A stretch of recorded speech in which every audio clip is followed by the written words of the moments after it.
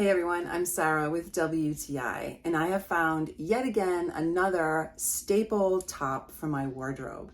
So I love the scoop neck design on this, as well as the added detail of the little puffed sleeves. So they're a little bit longer than a short sleeve, but not what I would call exactly a 3/4 length. So just a little bit longer, and I really love the way they cover my shoulder. This is a ribbed material, so there's that texture in the material, and it does have some stretch to it.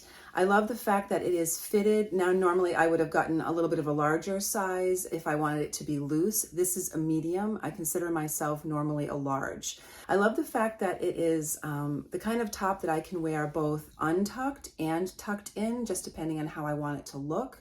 I paired it with pants, I paired it with capris, I can wear it with a skirt. I really feel like this is gonna be a staple piece in my summer wardrobe. Very easy to add it to lots of different looks, and also makes for great packing because this one top can be used so many different ways. So if I'm traveling, I don't have to bring a ton of different clothes.